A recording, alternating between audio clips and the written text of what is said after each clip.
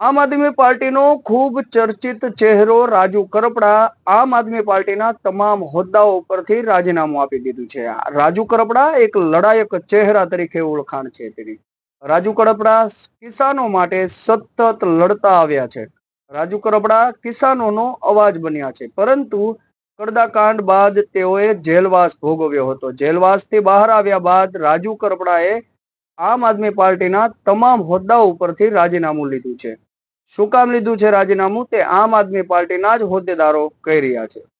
સમાચારના માધ્યમથી મને જાણવા મળ્યું છે રાજુ કરપડાએ આમ આદમી પાર્ટીના તમામ પદ પરથી રાજીનામું આપી દીધું છે. ત્યારે મેં એમને સંપર્ક કરવાનો પ્રયાસ કર્યો, પણ એમની સાથે સંપર્ક થયો નથી. હું જ્યાં સુધી રાજુભાઈને ઓળખું છું ત્યાં સુધી એ ખેડૂતોના મજબૂત નેતા છે. આમ આદમી પાર્ટીમાં રહીને ખેડૂતોના ન્યાય માટે અનેક લડતો એમણે લડી છે. એમાંની એક લડત બોટાદ કડદા પ્રથા નાબૂદ કરવા માટે એમણે હળદરમાં આંદોલન કર્યું.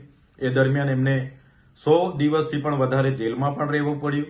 ત્યારે આ ભાજપ સરકારની નીતિ રહી છે, કોઈ પણ વિપક્ષના નેતાને ડરાવવાનું, ધમકાવવાનું, દબાવીને કઈ રીતના એમના તરફે લઈ જવું, કઈ રીતના આંદોલનને દબાવી દેવું, આંદોલનને તોડી દેવું, એ જ નીતિનો ઉપયોગ એમણે આ વખતે રાજુભાઈ કરપડા પર પણ કર્યો છે. જેના વશ થઈને રાજુભાઈ કરપડાએ રાજીનામું ધર્યું હશે એવું મને લાગી રહ્યું છે.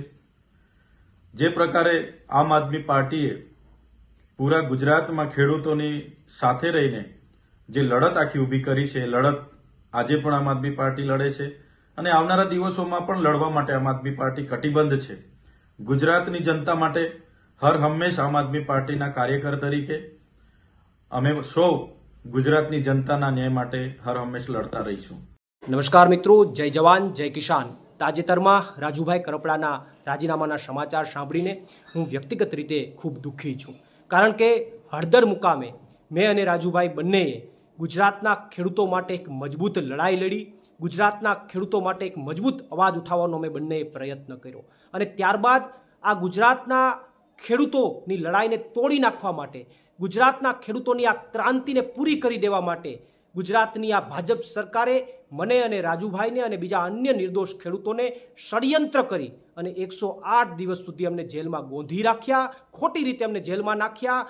જેલમાં પણ આ ભાજપની સરકારે અમને યાતનાઓ આપવામાં કંઈ બાકી ન રાખ્યું, અમને હેરાન કરવામાં કંઈ બાકી ન રાખ્યા, અમારી ઉપર પ્રેશર બનાવવામાં પણ આ ભાજપની સરકારે કંઈ બાકી ન રાખ્યું. અને એટલા માટે મને શંકા છે કે બીજેપીની આ પ્રેશર ટેકનિકના કારણે ક્યાંક અને ક્યાંક રાજુભાઈએ રાજીનામું આપ્યું હોય એવી મને શંકા છે. પરંતુ હજુ પણ અમારા પાર્ટીના તમામ નેતાઓ અને મારે પણ રાજુભાઈ કરપડા સાથે વાત થઈ નથી. અમે એમની સાથે જ્યારે વાત કરીશું ત્યારે અમને ચોક્કસથી યોગ્ય કારણ જાણવા મળશે, અને જ્યારે યોગ્ય કારણ જાણવા મળશે ત્યારે ચોક્કસથી અમે ગુજરાતની જનતા સામે એ યોગ્ય કારણ મૂકીશું.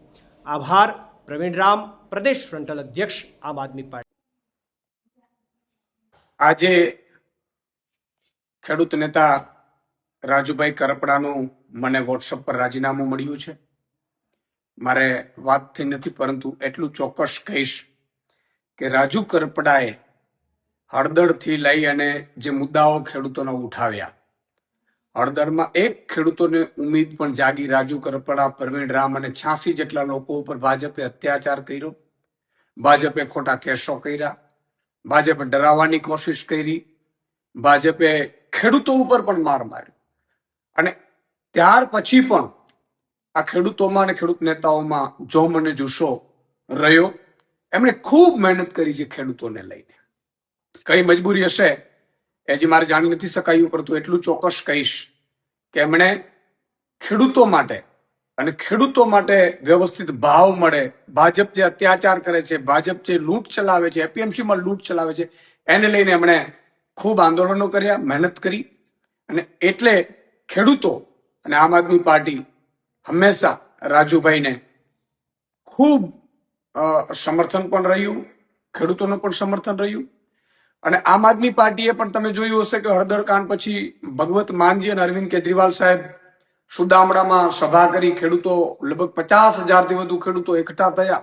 ભાજપ એટલું ડરી ગયું હળદર કાંડ પછી, અને સુદામડામાં સભા થઈ એટલે 10,000 કરોડનું પેકેજ આમ આદમી પાર્ટીના લડવૈયા યોદ્ધાઓના કારણે મળ્યું. પ્રવીણ રામ હોય, રમેશ મેરો, તમામ લોકો. અને એનાથી પણ આગળ જતા આમ આદમી પાર્ટીએ તમામ જિલ્લાઓ, મતલબ ઝોનમાં 7 થી 9 ઝોન અમે લગભગ કિસાન મહાપંચાયતો કરી, જેમાં પણ ખેડૂતો ખૂબ ઉપસ્થિત રહ્યા, ખેડૂતો ખૂબ સમર્થન કર્યું. અને આ નેતાઓ અને ખેડૂતોના સમર્થનમાં અમે સાઇન કેમ્પેન ચલાવ્યું અને 13,000 ગામોમાં નાની મોટી મિટિંગો કરી,